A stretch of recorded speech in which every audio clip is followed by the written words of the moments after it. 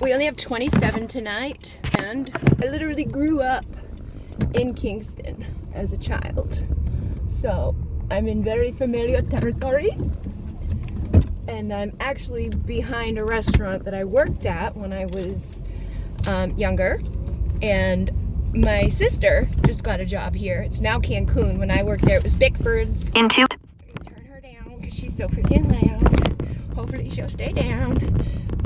But yeah, I literally live like, I don't know, 5 or 6 miles in that direction from here growing up as a child, and now I just live the next town over. So my little prayer before I started worked, I grounded the vortex and I asked for an easily effortless, you know, journey tonight, and Kingston and Plymouth would be like the easiest ones for me, because this is where, like, seriously, the Plymouth, you know, Rock. The waterfront down there, used to drive around down there as a teenager. I've had a lot of, you know, jobs in the area. I worked at different restaurants in the area down in Plymouth and Kingston. And so, yeah, it was a pretty good one for me tonight, considering last night I only made $69 and I did 27 stops in Fall River. So I had to go, like, pretty far away to Fall River. By the time I got done last night, it was like a 40-minute ride home, but I still got it done in 2 hours, so it's not bad. But tonight we have 27 stops, and they're pretty, you know, much closer to home than they were last night, and I'm making $80 tonight. So more money, hopefully less time, we'll see. Sometimes I like doing the night ones better than the day ones because there's less traffic, but it can be a little scarier at night with people, you know, especially going into the cities, and like everybody's home, so it makes it harder for you to find a place to park. But you know, and like right now I know we're going down into Rocky Nook, which I would have no clue if I was in another town what I'm headed towards right now. I'd be like, where am I going? But right now I know Rocky Nook. I've come down here many times. My sister has come down here many times. My mom played her psychic woo-woo on my sister one night because she came down here to her friend's house and was like, I'm sleeping over at my friend's house. My mom dropped her off, and then she went to the beach, which is like right here, and it's like a small private beach area for the residents of this area, and she slept on the beach with her boyfriend that night. And so the next morning my mom went to pick my sister up from her friend's house, because she went back to her friend's house in the morning, was like, I'm ready to come home. And my mom picked her up, and was the first thing she said to her was, you didn't sleep on the beach with so-and-so last night, did you? And my sister was like, no. But that's not the only time she's done like that type of stuff. She called her one time when she was in Brockton, and she was with people who were inside of a house getting drugs. And my mom was like, she called her right then while they're there doing that thing and said specifically, are you in Brockton getting coke? And my sister was like, ah! Like, and this is back in the day before we had GPS and all of that stuff. Like, there was no way that my mom would know her location. You know, like, we didn't have the, like, you know, child safety thing on your phones and all of that. And it was just, that's how my mother was. But my mother was also, she didn't trust that she had that ability. I have that ability. I've exercised that ability. I wasn't aware of that ability earlier in life, and she never really enhanced it to the point that, like, it could have been, because she was with all these abusive people in her life that would make her seem crazy and gaslight her and lie to her and be like, oh no, that wasn't me. So yeah, but we all have the gift. My father too. My father is very, like, anytime he says something, which is rare, like he says a lot of stuff. He talks a lot. But anytime he says something that's like psychically like woo, I just know that he's right, and he always is. And it's always like, God damn it, because it's usually the last thing you want to hear too. He's like, no, it's not gonna work out. And he's always right. Oh, there's a bunny. Hi, bunny. But yeah, my dad is a psychic, my mom was a psychic, and I'm a psychic. We're a long line of psychics. I know that people suck, and that's just how it is. But medium custom box for 81 Howland. I've been trying to tighten up my thing here for holding the phone, because I've noticed that it's like and then other times it's perfectly fine. Sorry. Control the elements of the road. but I did try to tighten it up. So I keep getting, oh shit, I think I needed to go up there. Is that right? Hurry up, little thing. Tell me, yeah, okay. I'm pushed to go play some sort of lottery lately, like scratch ticket or something. And I keep seeing people who are winning, random people too, like not like on news or whatever, but like on my Facebook, it'll be like a person that's like, oh my god, look at how much I won today. And they literally have a scratch ticket with like $10,000 on it. And this has been happening for a while. Like, I never buy those things. I never do those things. These roads are very close together and they're very, yeah, they're weird. I don't know if I'm in the right one or not. Doesn't look like it. What the heck? Yeah, no, I'm not. See, this is harder because these streets, this one, I guess isn't even marked. What the hell? In a maze. All right, but at least they're all close together in this little maze land. All right, wait, oh, okay, we're going up there. Okay. Cobb Street is even smaller. It's not even like a street. It's like a one-way weird. Oh, down here on this like, oh, there's another bunny. Hello, little bunny. What you doing, little bunny? Run away, little bunny. Go, little head. Okay, bye, bunny. He's being silly. There's not even like really anywhere to turn around in here. All right, this one is the one, I guess.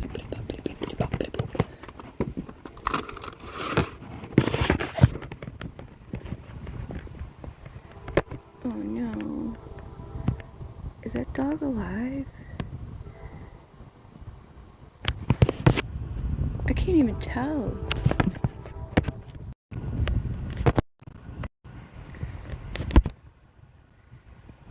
I don't know what that is.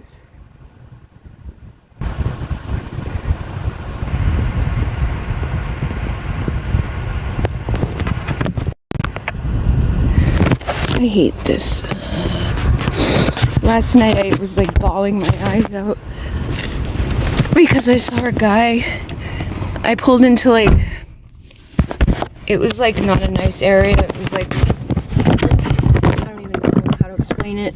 It was not nice. It was like I can't even think because I just don't understand what the hell that is. Like, how do you let your dog just sit out there like that? It doesn't even look like it's breathing. Most of the time animals know that you're there like right away and move and do stuff. That one's not doing that. But last night I saw a guy like in the projects. I was driving up slowly, so I don't think he saw me, and then he grabbed the dog was crunched down on the ground because it was scared, obviously, and he grabbed it by the scruff of its neck and picked it up. And then the dog wagged its tail, but it was like, obviously the dog's fucking scared. The dog's not being defiant by not coming with you. The dog's fucking afraid to come with you. So I cried for like 30 minutes after that because, you know, what am I gonna do about it? He was a big guy, like, and he stopped and was like looking at me because he knew what he was doing was fucking wrong, first of all. And I wasn't there to say anything to him. I was just there to deliver a package, but I just happened to be there at the same moment that caught him doing that. And I wanted to say something, but I was more afraid of saying something because you just don't know anymore, especially in the fucking projects. I was like, okay, this guy could just like have a gun and be like, oh yeah, bitch, fuck you, and kill me. So I didn't say anything, but like that right there, that's fucked up. Like, what is that? Is that dog alive? Is the dog dead? It just hurts. It really bothers me a lot. And I don't like it. Because it's not fair. Like, why is he outside with no fucking hair? Just sitting there on a bed, like, not moving. It's just, I don't know. I try to let these things go, but they don't go. They don't go out of my head.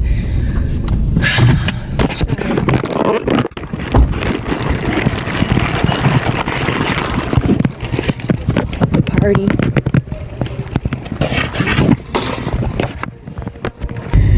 Oh my god. That just doesn't even look right. Like, I almost was like, is that like a stuffed version of the dog? But it's not. I know it's not. It's just, I feel like the dog isn't even alive. Fucking hate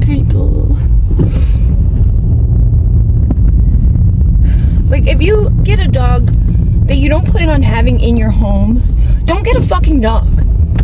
If you're somebody that's like, dogs don't have emotions, dogs don't love, don't get a dog. Don't get any pet, any animal, any living being that you can't fucking take care of or notice is alive and has feelings. Maybe they can't speak to you, but that does not mean that they're not communicating with you. They communicate in their own way through body language, through their tones, through their sounds, through their behaviors. And there's so many fucking dumb people on this planet that don't understand them and abuse them and kill them because they're just ignorant and stupid. And even in that case, with that dog's looking like that, it's time to put the dog down. If it's not even it can't function, it's not moving, it's not okay. So this one has a lock on it that actually looks like it does. 78911 is the thing I'm gonna need to get into it. I can't stand seeing stuff like that because it just destroys my whole fucking day. I cried for a while last night, and I'm like, why? Why am I seeing these things? I keep getting guided to help animals, but I don't think I can because it fucking irks me so goddamn much that it hurt. It's it won't work for me. I can't turn in there. It says do not enter, so I'm gonna have to turn in here. But no, I don't want to. I don't want to be involved in that. I've tried working with animals in the past and I ended up having a fucking zoo. I still have a fucking zoo. I still have way too many animals now.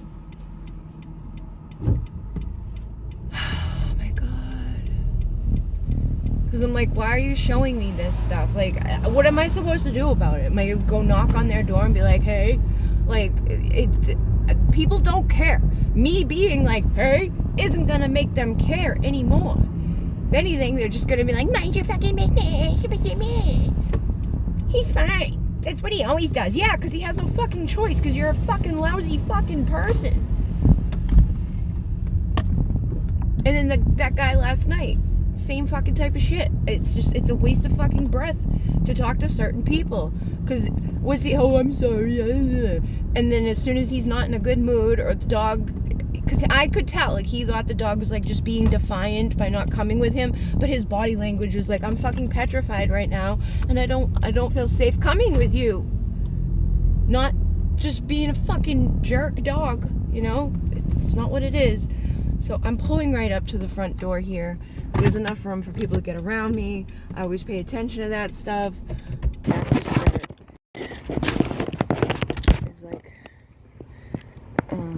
door pin.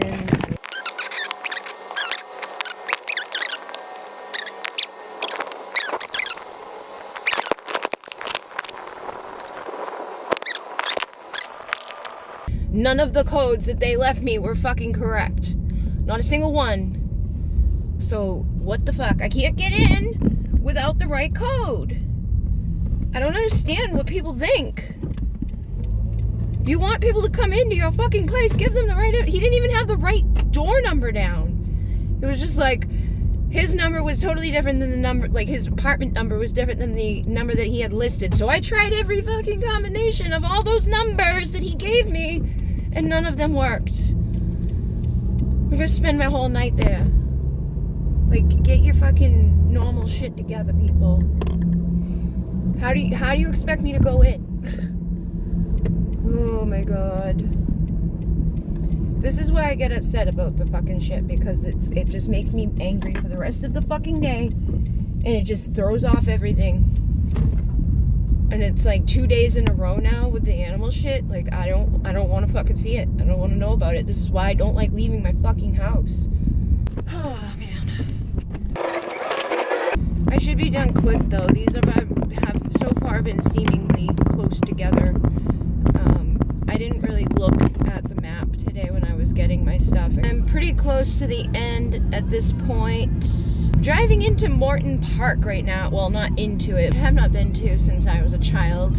I don't even know if it's swimmable or anything at this point in the world. It's almost done. I started at 6:15. 7:15, 8:15, 9:15 was the cutoff time, I think. It was either 9:15 or 9:30, but I got $80 for tonight, so I think it was probably more, like 9:45-ish. Because they usually do those ones for at least 3.5 hours. Like, they give you that much time. Much less than what I used to do. It's just crazy to me how much different these are from doing that other shit. Because that other shit was very like, just from the moment you got there, you were running around. My last one was 9 minutes away from the other one. I'm used to getting off on the right sides of highways, but there's a lot of highways where they just take you off. I don't even know how that works. How does that work? How come you have to get off every other one over here, but all of a sudden right here it's totally fine? It's weird.